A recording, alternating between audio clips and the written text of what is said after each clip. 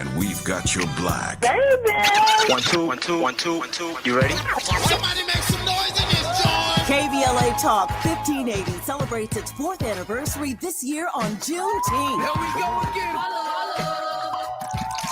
Hard to believe 4 years has gone by so fast. Oh my God! But here we are, still standing, still loving and serving our people as best we can. Yeah, that's what I'm talking about. To celebrate our 4th anniversary, we have 4 big events, and you're invited to all of them. She got a lot to say. Let's do this. Let's get it on. On Wednesday, June 18th, we go live on C-SPAN for the 2nd consecutive year with our Climate Justice Plus Black Health Symposium. Tavis Smiley will moderate an all-star panel of thinkers and influencers as we continue our vitally important climate justice work. Hey, Tavis Smiley, talk about. On Thursday, June 19th, you're invited to join us as we celebrate Juneteenth and our 4th anniversary. There will be plenty of food, fun, great music, good vibes, and all of your favorite KBLA Talk 1580 hosts will be there. Yeah, man. Took the beat. On Saturday, June 21st, there are 2 big events you're invited to attend. I can't wait to hear it. This year, KBLA Talk 1580 continues its annual partnership with the Empowerment Congress for a community celebration and dialogue to educate, engage, and empower. This year's theme is resilience in the face of chaos. Can't wait to see what's up next. Y'all ain't ready for this. And new this year is our State of Black Women in Los Angeles Symposium, moderated by Dominique DePrima, with a luncheon to follow. Dominique will be leading a dialogue with some of the most impactful Black women leaders in Los Angeles, and you're invited to join. This is it. All of these events are free, but seating is limited, so you must register in advance at our KBLA1580.com website, where you can find all the details you need about each event. Check it out. It's our 4th anniversary, and we would love to celebrate it with you. I love you guys so much. There's nothing you can do about it. We're KBLA Talk 1580. The only black talk radio station west of the Mississippi. Thank you for having our black. Happy anniversary, KBLA! Love you. Love you.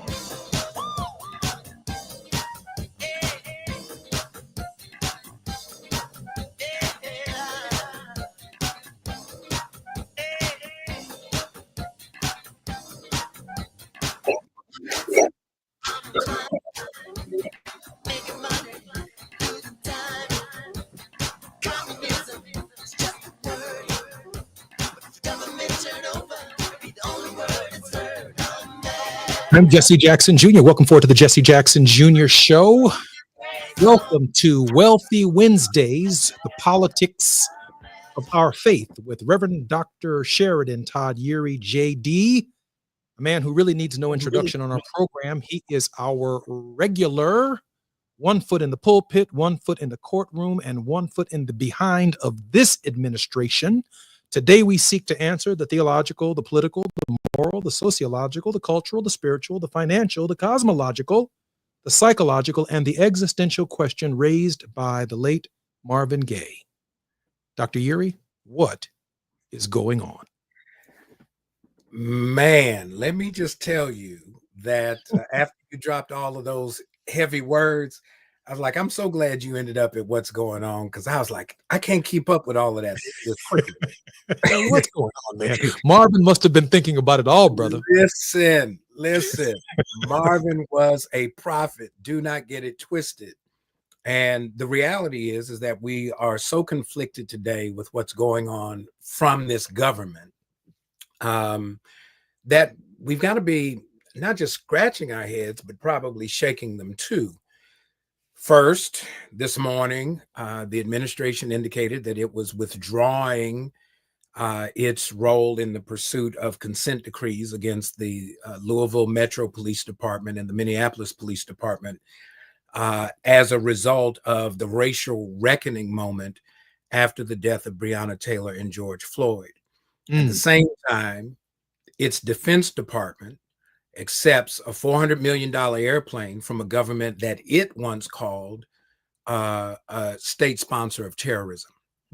Add to it that the South African president is at the White House, or was at the White House today, defending this notion that somehow or other former Dutch descended white South African landowners were victims of genocide, actually, in the, quote, taking of their land. And so there's a whole lot going on, and I'm not sure that, one, we're necessarily paying attention, or if we're really paying attention, if we're not overwhelmed by the weight of it all, wondering what can we do about what's going on.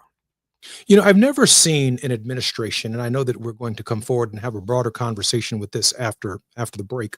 I've never seen an administration that goes out of its way to target Black people. Now, I just want to use the term people of color. I got it. That's politically correct. But every single day, it has something to do with Africans or Black people. And when I saw President Cyril Ramaphosa, whom I met on the very day that Nelson Mandela was freed, I was on stage with him on that day when Nelson Mandela emerged to the world, and young Cyril Ramaphosa was holding the mic for then Madiba, Nelson Mandela. And then less than a few short years later, maybe 30, maybe 40 years later, he is now the president of South Africa.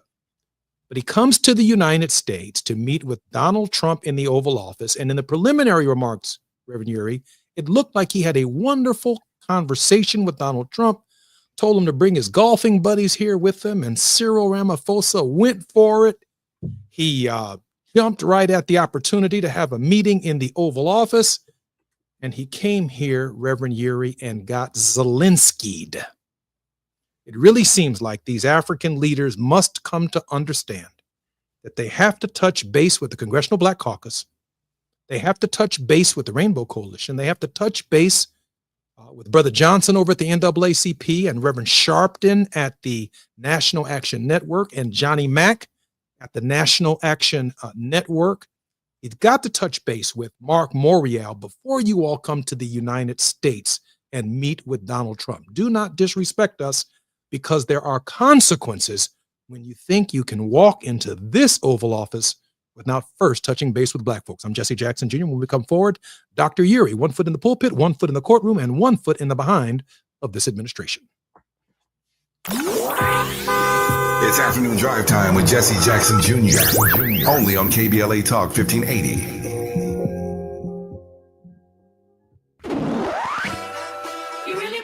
40 acres and a mule, this is bigger than the music.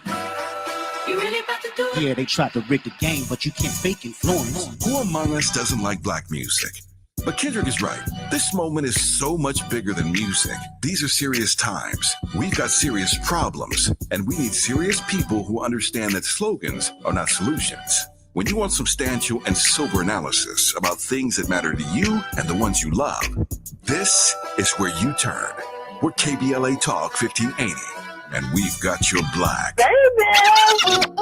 Olay Indulgent Moisture Body Wash. It's me, Olay Indulgent Moisture Body Wash. I see those dry elbows, baby. But don't worry, get moisturized right in the shower. So hydrated you can skip the lotion after. Don't want to see it dry no more. Skin so moisturized with body wash. Look at you now. No more dry skin. Your skin gets the moisture it craves with Olay Indulgent Moisture Body Wash. Small businesses are the heart of America. But you don't have to go it alone. As the nation's largest nonprofit resource of expert business mentoring, SCORE has helped millions of entrepreneurs build their businesses for free. Get the connections, education, and guidance you need with SCORE. We're ready to help. Find a mentor today at score.org. Now back to more of Jesse Jackson Jr. on KBLA Talk 1580.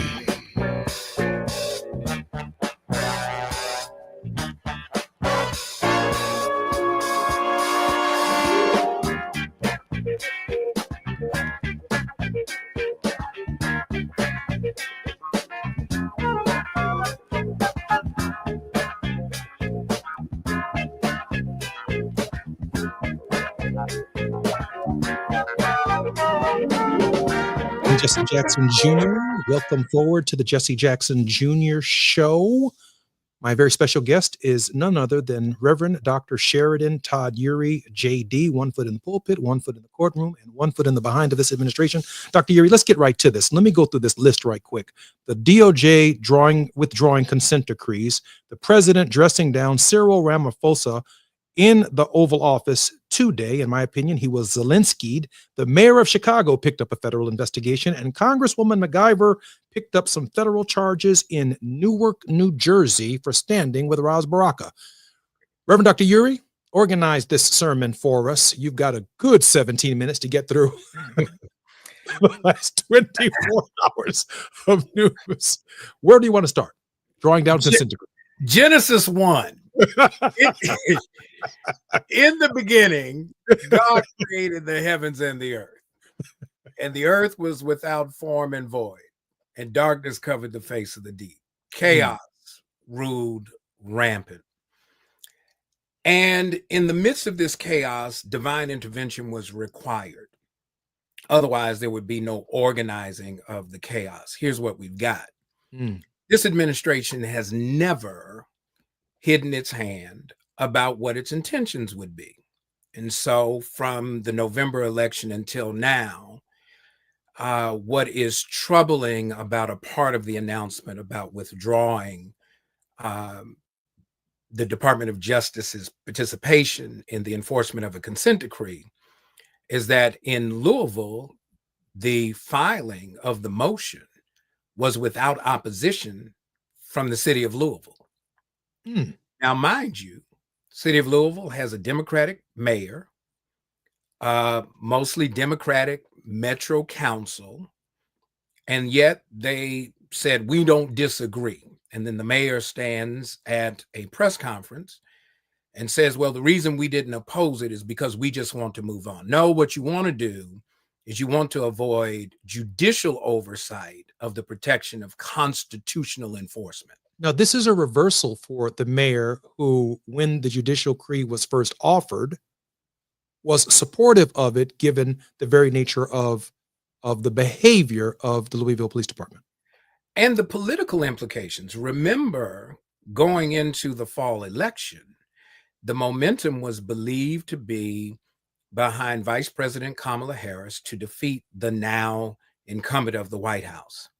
And what happened was we ended up with, what happened was, you know how we say, somewhere along the line, the math got funky and the allegiances and the alliances were not followed through. And so now you have a president who believes by virtue of the popular vote and the electoral college vote that he now has a mandate to reset the frame of what civil rights law and civil rights enforcement actually looks like.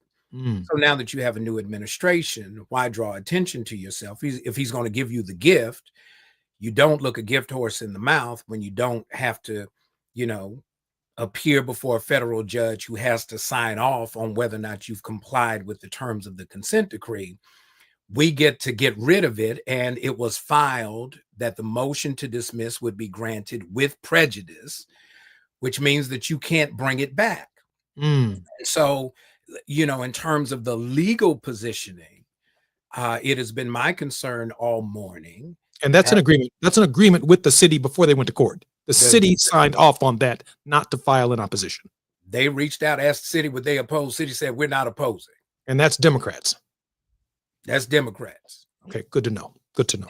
Democrats with an edge. Now, let's remember that Democrats and Republicans are both beholden to some of these interests. The FOP has a say in it, right? You have a mayor in Louisville that has to get ready to run for re-election. So he's playing the cards, right? Can he avoid the enforcement issue and the fiscal accountability that comes with it, because consent decrees are not cheap, and at the same time try to position himself to run for re-election, relying on some kind of appeasing of Black folks in, say, West Louisville, who are often put upon, and I could say some other words about upon, but they're crapped on by lack of investment and lack of lot going on there. But flip it, right? In Minneapolis, where we saw George Floyd be killed on camera. Listen, this is not a part of your imagination. You don't have to try to think about what does it look like for a black man to lose his life at the hands of the police. You saw it. He was dead before they lifted him up from the pavement. And after the conviction at state and federal level, we heard some rumblings that this administration might actually be considering pardoning Derek Chauvin on the federal charges, even though the Attorney General, Keith Ellison, says the state charges will hold. The president doesn't have pardon power over state convictions. But for the fact, oh, by the way, since we're talking about the election, Governor Tim Walz, who's the executive of the state of Minnesota, has something to say, along with Keith Ellison, the Attorney General who prosecuted Derek Chauvin, about whether or not there might be a path similar to what happened in Illinois after the killing of Laquan McDonald in the street, shot several times when he was already on the ground. That is there a mechanism to create a state version of a consent decree for violation of state constitutional rights? And so what's going on right now is the same thing that's been going on from the very beginning. Black folks are an endangered species. At the end of the day, an administration that will continue to do this, Big Mama used to say, you expect nothing from a pig but a grunt. And so the pig is grunting. And why do we keep expecting that a pig is going to give you anything other than maybe bacon on one end and chitlins on the other, to expect that somehow or other it's going to become this bastion of equitable demonstration of justice? We've got to hold the administration accountable. And so I've been pushing to figure out, what are we going to file? When are we going to file it? Because we're on the clock to make sure that the city doesn't get a pass to hide behind a $400 million jet and the indifference of the federal administration around the justice issue of our days, which not only affects Black people, poor white people are jammed up in this too. I think we ought to hear. I'd really be great to hear from our people in Louisville, the NAACP, the Urban League, Black Lives Matter. We'd like to hear from you all real soon in the streets. It's okay to hold a press conference and share your disagreement with the city of Louisville getting engaged with Department of Justice, the Trump Department of Justice, to withdraw the consent decree. Y'all ought to speak up. We need to hear from y'all to know that you all are existing. Let me move on now, if I might, Dr. Uri, to the president dressing down Cyril Ramaphosa in the White House.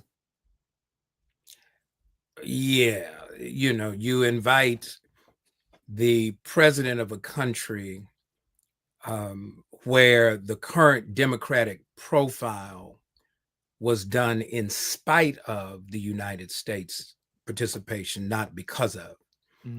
The current constitutional framework in the Republic of South Africa was based on the outcome of the Freedom Charter that was established at the Freedom Congress in 1955, the year after Brown versus Board of Education had been ruled upon in the United States. And though Madiba, Nelson Mandela, the beloved ancestor, was not permitted to attend that day, they came up with a framework and they held fast to those principles until the opportunity to change the constitutional framework was put in place. But remember, under the apartheid system, there were absolute prohibitions against landowning, access to the courts, the same kind of things that we saw in the United States. Well, why would that be the case? Because they based the apartheid framework off of what they learned from the aftermath of Plessy versus Ferguson in the separate but equal era in the United States.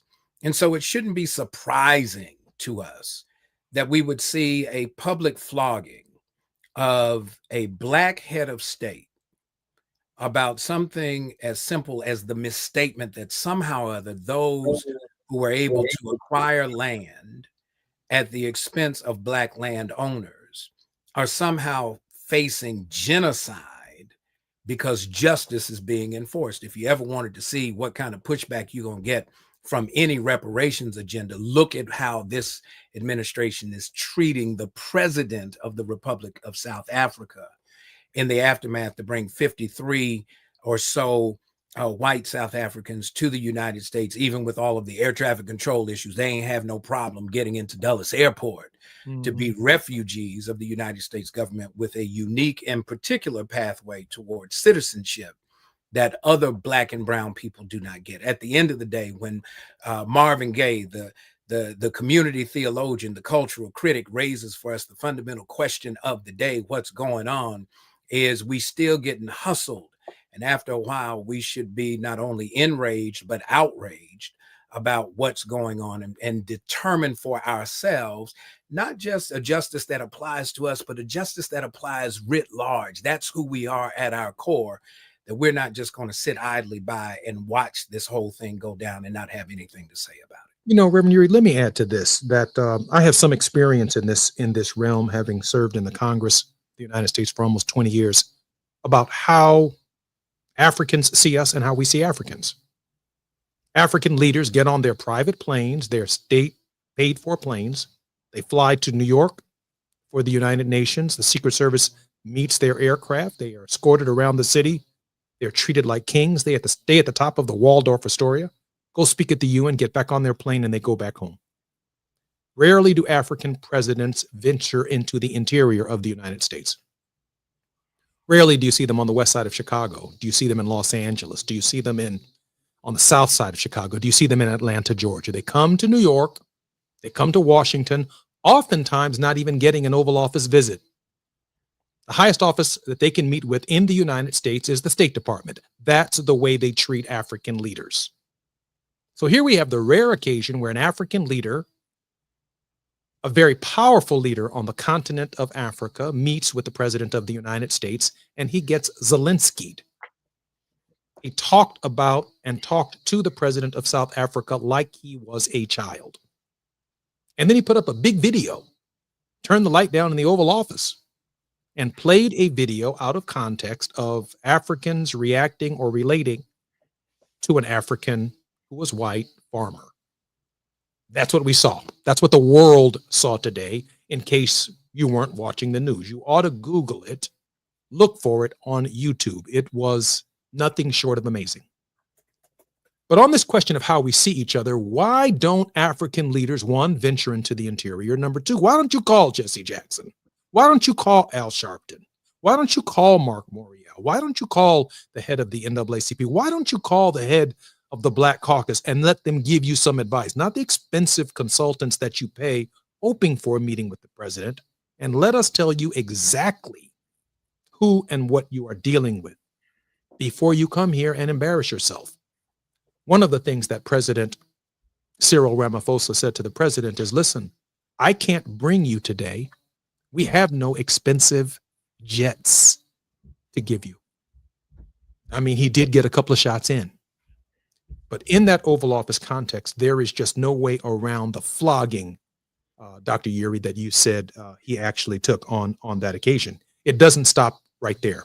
Reverend Uri, your thoughts about the Department of Justice opening a federal investigation into the mayor of Chicago based on a speech that he gave. In fact, I expect you to have a federal investigation on you before the show's over. So be careful. Well, I've already been through one. Listen, here's the deal. Kash Patel said they're moving out of the J. Edgar Hoover building as the headquarters of the FBI. But he didn't say they were abandoning the principles and the perspective of J. Edgar Hoover in terms of how enforcement is done. And so you can change the appearance of the building, but if you haven't changed the core of the system, you actually have the same thing. And our challenge has been when you have foreign governments who are reliant upon, in many instances, foreign aid from the United States, often in the billions of dollars, when you're trying to look after the self-interest of the most vulnerable in your country, you're not left with too many options except to come and take your public flogging. As to whether or not there would be a conversation with the legacy civil rights leaders and organizations, I believe what we're seeing in real time is that this government, going back probably to Newt Gingrich's contract on America. They called it a contract with America. They put a hit out on America, quite Yes, honestly. they did. They did. Midterm from in President Bill Clinton's first term, to begin to unravel the infrastructure that would support a more just America. So they came after state legislatures and state executive chairs. We got distracted by the big shiny thing like it was the Jedi mind trick. And while we were trying to win the White House, they were taking a number of the state houses, because what they're ultimately after is dismantling the 14th Amendment. Birthright citizenship is the test case. It's not the totality of what they're after. And so we have to be very astute. Just because they don't want to teach history doesn't mean that we should not know history, because they've never taught us history the way history should be taught anyway. And so while we're sitting there trying to be graded on somebody else's lackluster mediocrity, we have to be clear on what has happened historically and not be discouraged nor dissuaded about what's really going on. Here's what I will say.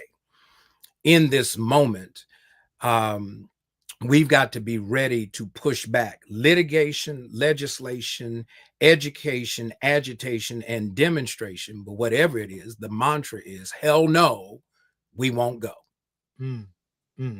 Reverend Uri, I'm Jesse Jackson Jr. This is the Jesse Jackson Jr. Show. When we come forward, Reverend, I want to discuss the arrest, if you will, of Ras Baraka, and then the subsequent charges filed against Congresswoman MacGyver in Newark, New Jersey. And I want to get to the bottom of some of this targeting of African American elected officials across the country. I'm Jesse Jackson Jr. When we come forward, you'll be listening to the Jesse Jackson Jr. Show with Reverend Dr. Sheridan Todd Uri, JD. It's afternoon drive time with Jesse Jackson Jr. Only on KBLA Talk 1580.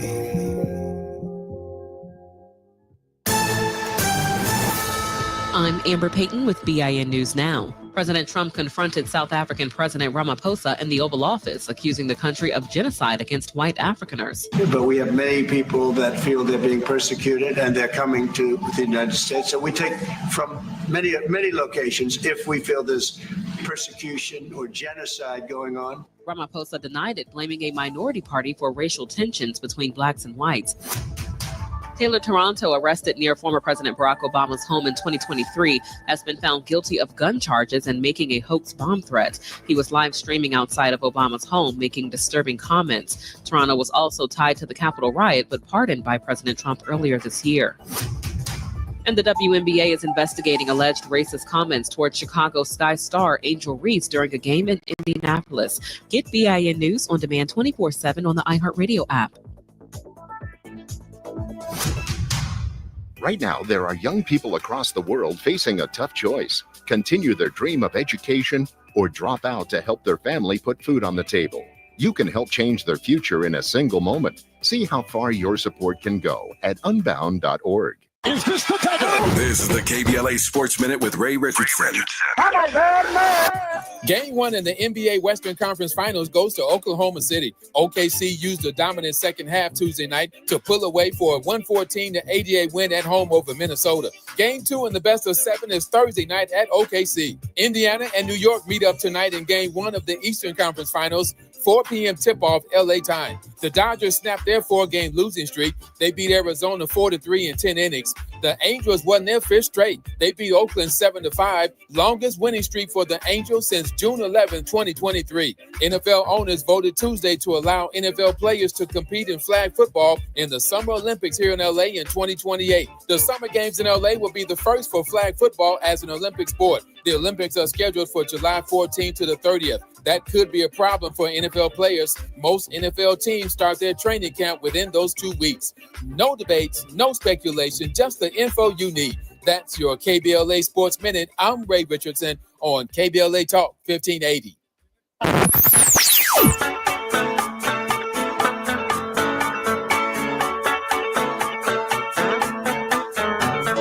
This is KBLA Talk 1580. Talk radio. That's music to your ears. We're unapologetically progressive. KBLA Talk 1580.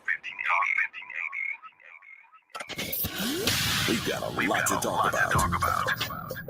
Hi, I'm Zoe Williams, aka the Voice of Reason, encouraging you to join me weekdays from 7 to 9 p.m. for the world's most intriguing relationship radio roundtable. Every night, I facilitate and encourage our loyal listeners to participate in the most engaging relationship discussions you'll hear anywhere. So make it a point to rendezvous with me, Zoe Williams, the Voice of Reason, Monday through Friday, 7 to 9 p.m. Pacific Standard Time. Trust me, your relationships will never be the same. The VOR is on fire tonight. Unapologetically progressive. KBLA Talk 1580. We've got your black. 1 2 1 2 1 2 1 2. You ready? Somebody make some noise in this joint. KBLA Talk 1580 celebrates its 4th anniversary this year on Juneteenth. Here we go again. Hard to believe 4 years has gone by so fast. Oh my God. But here we are, still standing, still loving and serving our people as best we can. Yeah, that's what I'm talking about. To celebrate our 4th anniversary, we have 4 big events, and you're invited to all of them. She got a lot to say. Let's do this. Let's get it on. On Wednesday, June 18th, we go live on C-SPAN for the 2nd consecutive year with our Climate Justice Plus Black Health Symposium. Tavis Smiley will moderate an all-star panel of thinkers and influencers as we continue our vitally important climate justice work. Hey, Tavis Smiley, talk about. On Thursday, June 19th, you're invited to join us as we celebrate Juneteenth and our 4th anniversary. There will be plenty of food, fun, great music, good vibes, and all of your favorite KBLA Talk 1580 hosts will be there. Yeah, man. Hit the beat. On Saturday, June 21st, there are 2 big events you're invited to attend. I can't wait to hear it. This year, KBLA Talk 1580 continues its annual partnership with the Empowerment Congress for a community celebration and dialogue to educate, engage, and empower. This year's theme is resilience in the face of chaos. Can't wait to see what's up next. Y'all ain't ready for this. And new this year is our State of Black Women in Los Angeles Symposium, moderated by Dominique DePrima, with a luncheon to follow. Dominique will be leading a dialogue with some of the most impactful Black women leaders in Los Angeles, and you're invited to join. This is it. All of these events are free, but seating is limited, so you must register in advance at our KBLA1580.com website, where you can find all the details you need about each event. Check it out. It's our 4th anniversary, and we would love to celebrate it with you. I love you guys so much. There's nothing you can do about it. We're KBLA Talk 1580. The only black talk radio station west of the Mississippi. Thank you for having our black. Happy anniversary, KBLA. Love you. Love you. At the tone, please record your message. You ready? Drop it. Mr. Tavis Smiley, preach it. Thank you, man. Politics in this country is crazy. You put things in perspective that even I didn't. The right is playing fast and loose with facts and scapegoating everyone under the sun, especially black and brown people. As a white man, I do not agree with this, and I am on my black and brown brothers and sisters' side. Fight the good fight. You know that I am part of the resistance. Let's fight the power. Our freedom of speech is freedom of death. We got to fight the powers that be. KBLA Talk 1580. We've got your black. You're listening to Jesse Jackson Jr. on KBLA Talk 1580.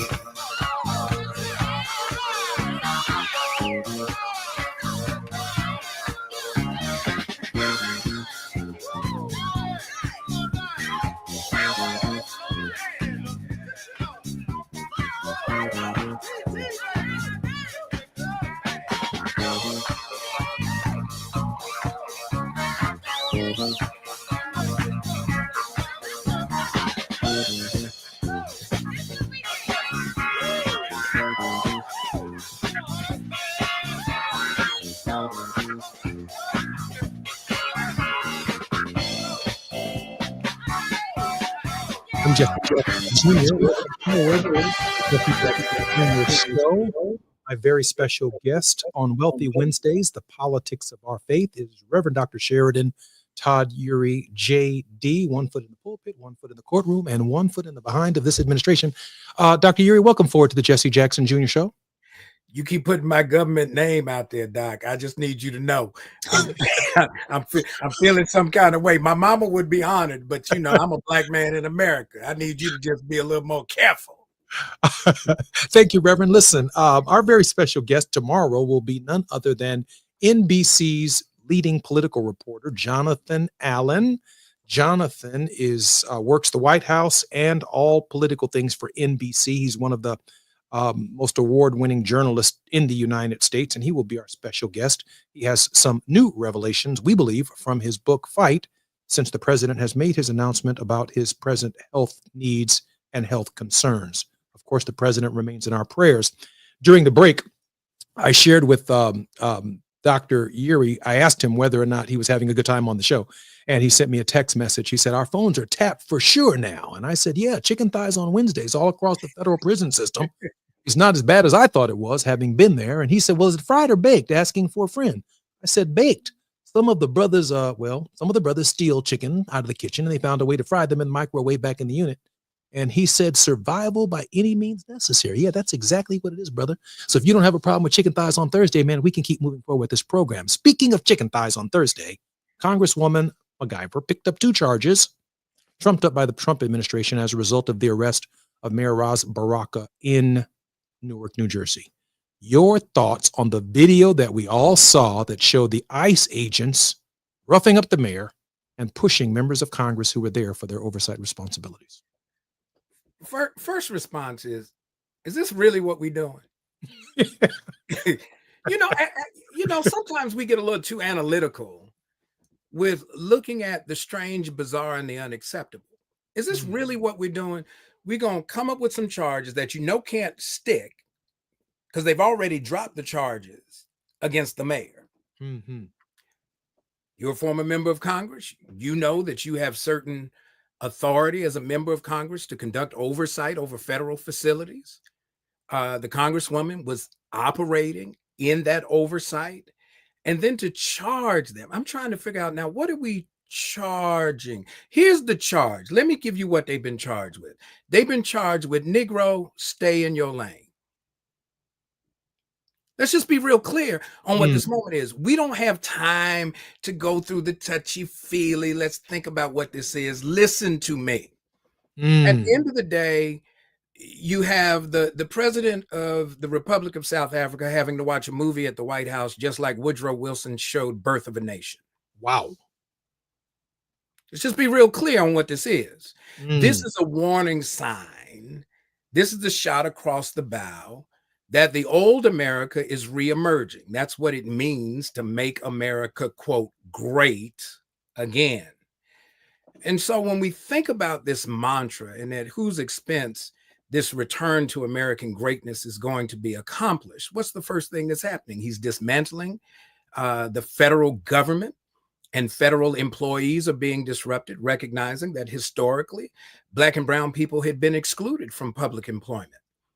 A lot of the Black middle class has been grounded in the ability to have access to jobs for which, oh, by the way, we were more than qualified for, but never had the opportunity to pursue, so that this government could function more equitably, right? So when we look at this whole thing, what we see in New Jersey, it's to taint Ras Baraka's pursuit to run for governor.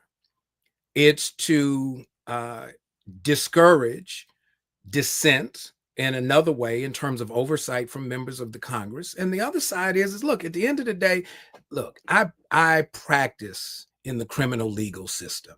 I'm still trying to figure out what crime was committed in the presence of law enforcement officers that gave them probable cause to make an arrest. They knew she was a member of Congress. They knew he was a sitting mayor. Obviously, they've dropped those charges. The magistrate judge was a bit dismayed in the hearing where the charges were dismissed, and they released the Congresswoman. She appeared remotely from D.C. to be released on her own recognizance. I want to see what they're going to put on the record as the factual support for the charge and see how zealously they're going to pursue it. Look, at the end of the day, we've got to tap into the ancestral strength of those who have gone before us. And let's not somehow think that we get a pass from this level of fight simply because we've advanced beyond, say, Brown versus Board of Education or the Great Society plan of the 1960s. We still catching hell. That's why Marvin Gaye's voice rings from beyond the grave. What's going on? I'll tell you what's going on. You still on the menu. And until you reposition your place in the process of engaging a government that is still not clear on the meaning of justice, then you're going to continue to be on the menu, probably on the endangered species list. Let me try and draw a line here, and you tell me if I'm wrong. I'm 60 years old, so I remember when Marge Schott, I believe the owner of the Cincinnati Reds, I think it was. She said, "These athletes out here are my $1 million niggas." And they suspended her from baseball. I remember not very long ago when Colin Kaepernick took a knee over George Floyd, racial injustice, Breonna Taylor, Trayvon Martin, all of the above. And when they kicked him out of the football league, essentially blackballing him, it came out that Tom Brady has taken a knee for women having either abortion against pro or against abortion. I can't remember specifically what it was, but a straight line, right? And now I see the dressing down of an international leader. I see the arrest of an African-American congressman. I see a federal investigation on the mayor of the city of Chicago. Am I missing something here, or are we looking at a resurgence of, let's say, the old Jim Crow era? I'm struggling with the idea that somehow these issues, which happen every day in Black America, somehow they are being heightened, they're being elevated, and Donald Trump is specifically targeting the discord associated with that. I have about a minute before the break. We're going to come back and talk about that big, beautiful bill and our word of hope, but give me your thoughts right quick. Have I missed something? I'm going to give you my, and it goes back to the days since the administration is after public broadcasting and NPR. I can't remember whether it was Electric Company or Sesame Street, but one of them had this adage: one of these things is not like the other. Which one is it? Do you know? When we look at the comparison of what it means to be white versus Black in America in 2025, there's still a stark contrast. Name for me another white legislator who has been arrested for conducting oversight. Name for me another white legislator who has been targeted by this government. At the end of the day, we can't keep letting them urinate in our face and telling us it's rain. Wow. 1 foot in the pulpit, 1 foot in the courtroom, and 1 foot in the behind of this administration. And don't leave out that Kristi Noem was in a congressional hearing this week, and she did not know, that's the head of Homeland Security, she did not know what habeas corpus was. I'm Jesse Jackson Jr. When we come forward, we're going to talk about that big, beautiful bill and a word of hope from Reverend Dr. Todd Eury. While you're stuck in traffic, we can at least bring you up to speed on the news of the day. You're listening to Jesse Jackson Jr. only on KBLA Talk 1580.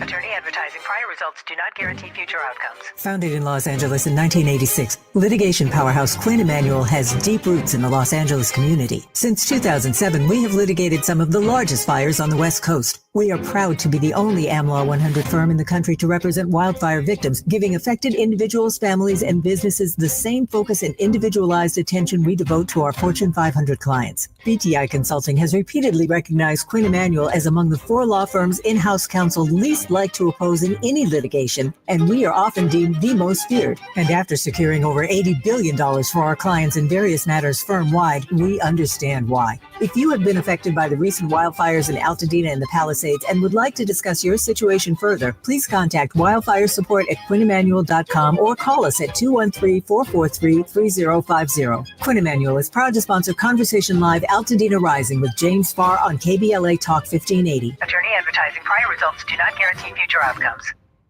We all hear the radio ads about the IRS. They tell you to be afraid, to be scared, and they try to frighten you into calling. I'm not here to do that. Tax Relief Advocates is different. TRA is here to tell you that if you owe money to the IRS, whether it's $5,000, $50,000, or $500,000, we have a solution. It doesn't matter if you're sitting in your car, at work, or with your kids. No matter where you are, call now. 800-550-9651. Don't lose hope. TRA can eliminate or reduce what you owe to the IRS. Generous programs are now available that can give you a fresh start. Our passion is taxes and helping individuals fix their IRS problems. We have over 1,000 5-star reviews on Google and an A+ with the Better Business Bureau. You don't need to be afraid of the IRS any longer. End your tax nightmare today by visiting us online at TRA.com or call 800-550-9651. That's 800-550-9651. Tax Relief Advocates. Real solutions for real people.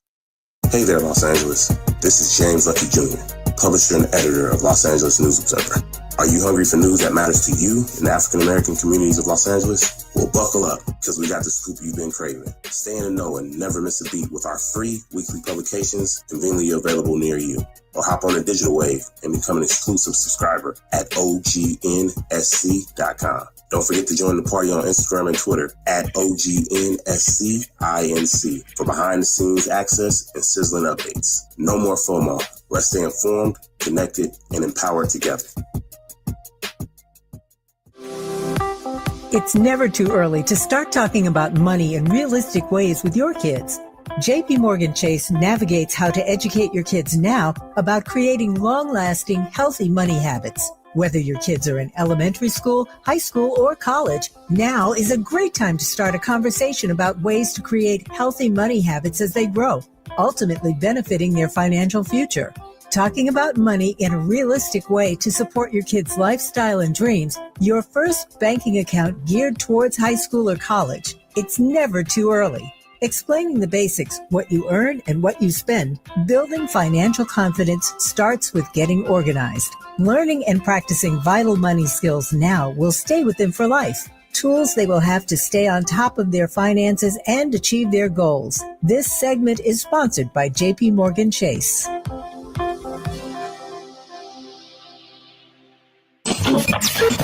After nearly 20 years in Congress, he knows how to get at the issues that matter the most to you. Every day, he takes a deep dive into politics, social justice, and the stories that shape our community. This is where prominent people unpack perplexing problems. Unfiltered, unapologetic, unmissable. You're inside the Jesse Jackson Jr. Show on KBLA Talk 1580.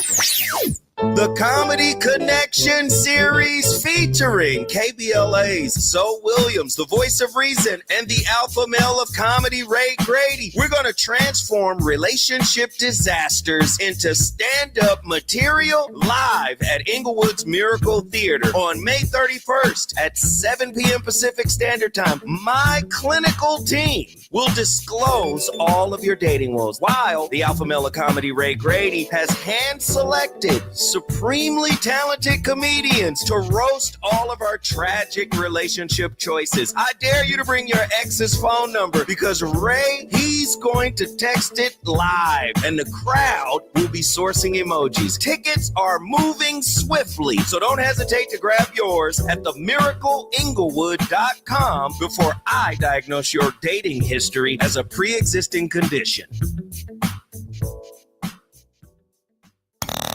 Now back to more of Jesse Jackson Jr. on KBLA Talk 1580.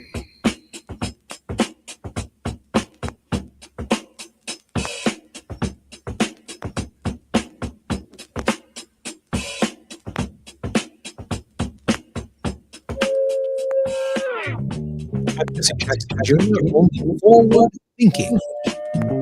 Jackson Jr. Show. We're keeping it moving right here. My very special guest is Dr. S. Todd Eury, lawyer, PhD, minister, and practices in the courtroom. He is our very special guest. Dr. Eury, welcome forward on the Jesse Jackson Jr. Show. My name is Kunta Kinte.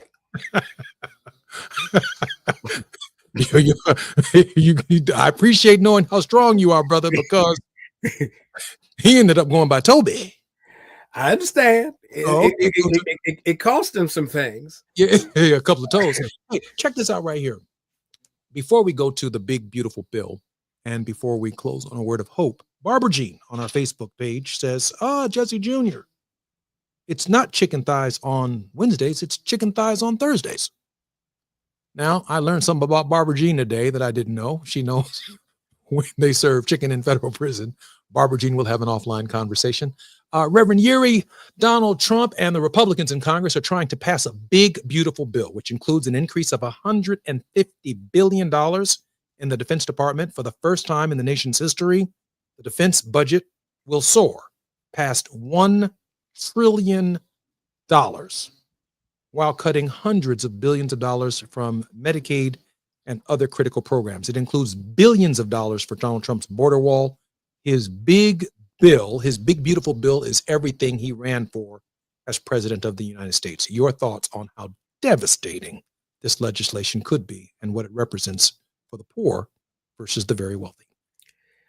As our dear sister has gotten us straight on the meal schedule, what is clear is that dark meat is on the menu. I don't care whether you fry it or whether you bake it, the thigh is still a thigh.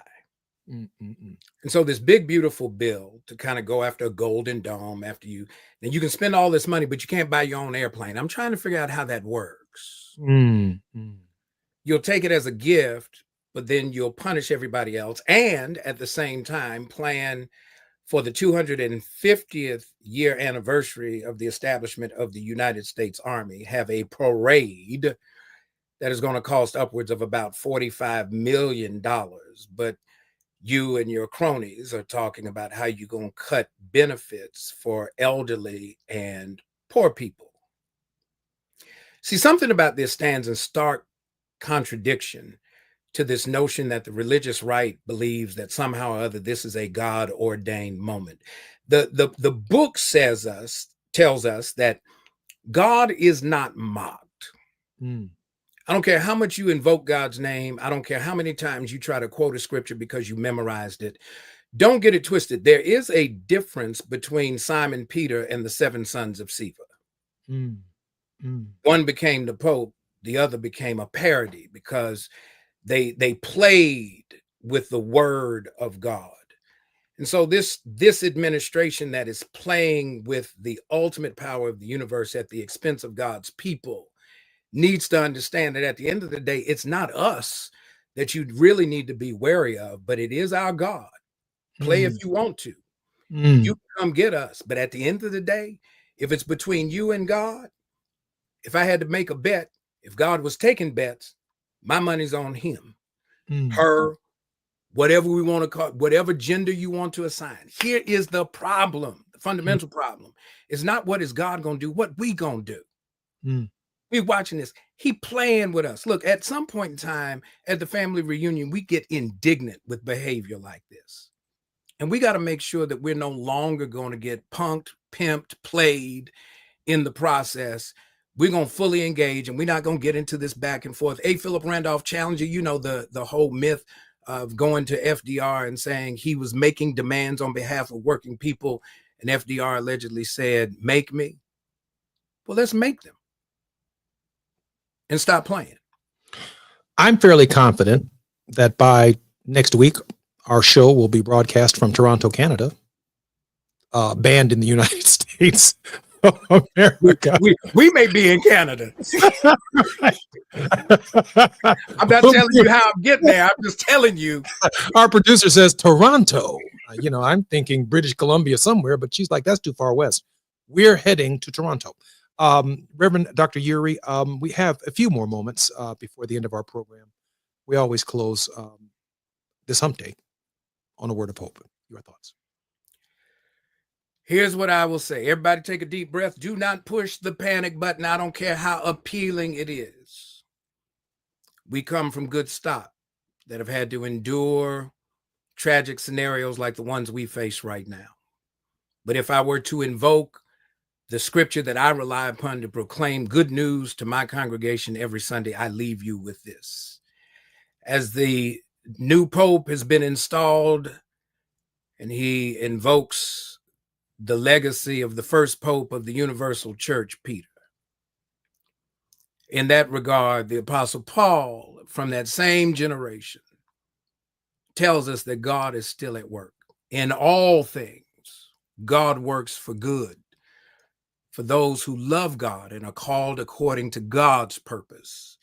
Don't lose sight of what drives us. Don't lose sight of what motivates us. Don't take your eye off the prize, and whatever you do, don't back down. Don't fall down. Don't bump your head. Don't do no drugs. Don't fall out. Don't flip out. Don't freak out.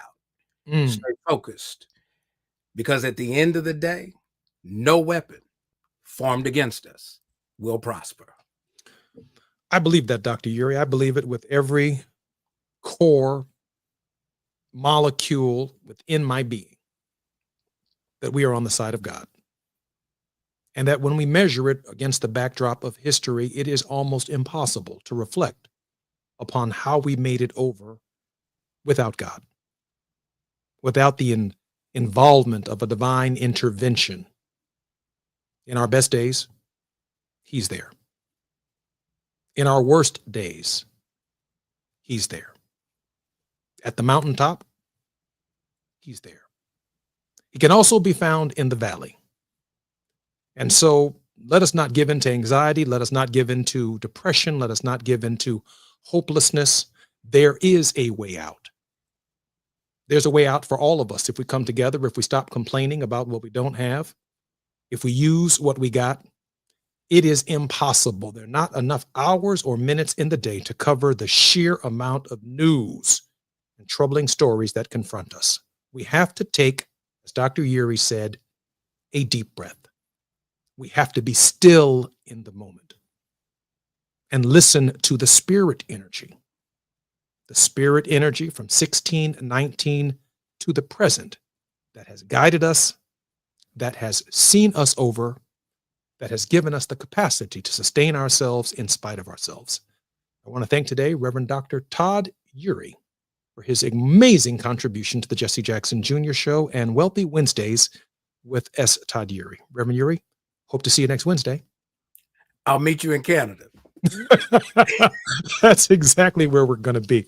I want to thank our engineer, Taz, who's deep in the background. I want to thank Miles, who's also deep in the background, and our executive producer, Gina Towns.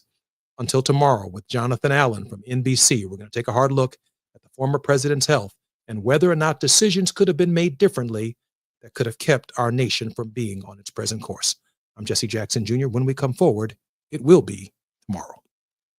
KBLA 1580 Santa Monica.